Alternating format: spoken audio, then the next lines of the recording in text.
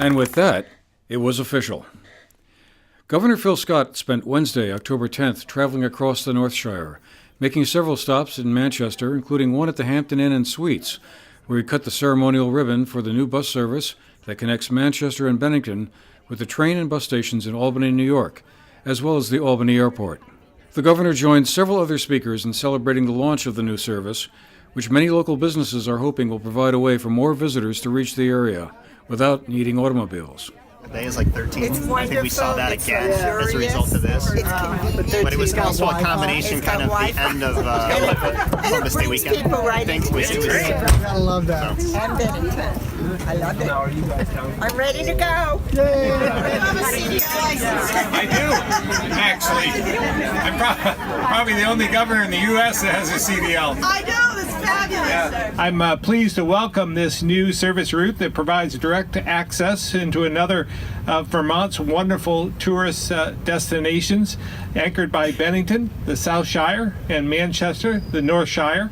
The region is a collection of 15 quintessential Vermont towns and villages connected by the very scenic highway known as historic Route 7A. This line now offers a direct connection for New Yorkers who want to take advantage of all the region has to offer. This is an all-around incredible transportation asset for this region.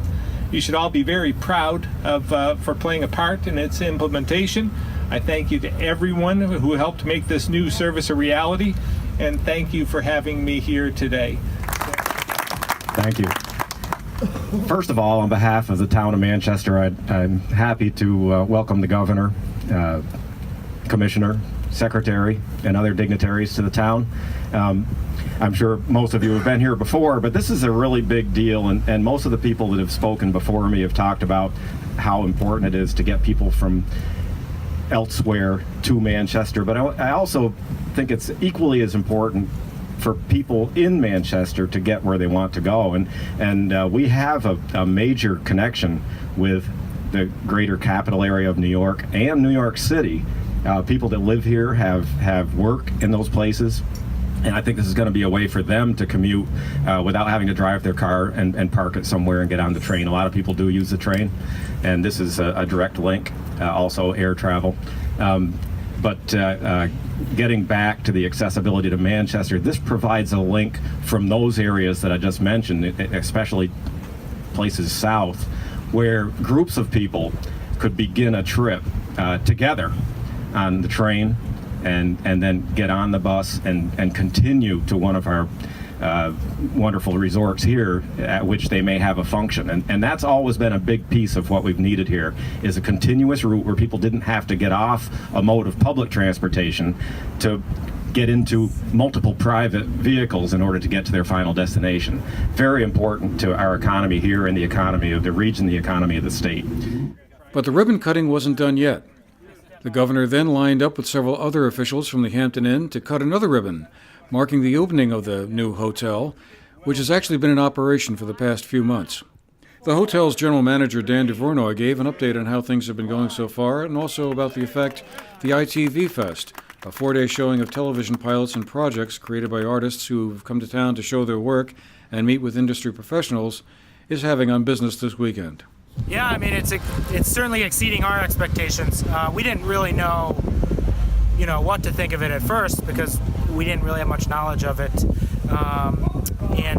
it was all just kind of speculative of what it was going to turn into. But the tent looks beautiful. We've got people checking in already. We had people checking in yesterday, sold out right from yesterday through the weekend, and ITV Fest is a big part of it. So certainly hoping this year is a success and the beginning of many more.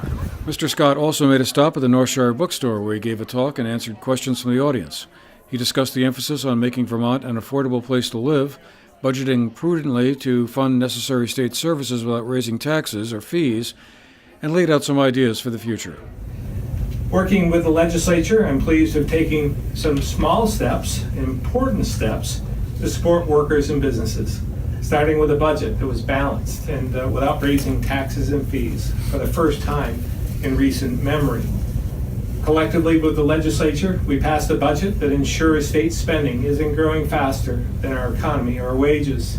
But at the same time, we also made some critical investments in Vermont's economy and people.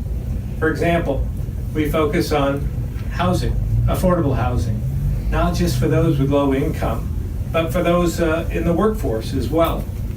After listening to the thousands of employers and Vermonters across the state, some of those folks that I work side by side with in the Vermont Everyday Jobs Tour, what I consistently heard was that one of the barriers to attracting more families and young professionals is decent, affordable housing.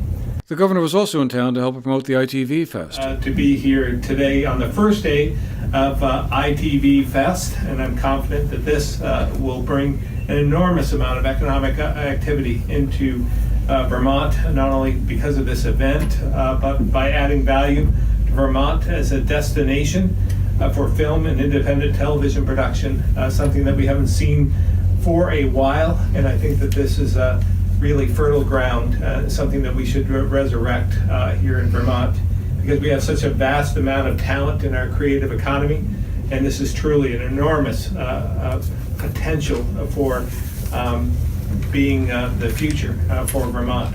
The trip to the North Shire also included a stop at GNet TV, where the governor sat for an interview for a later broadcast.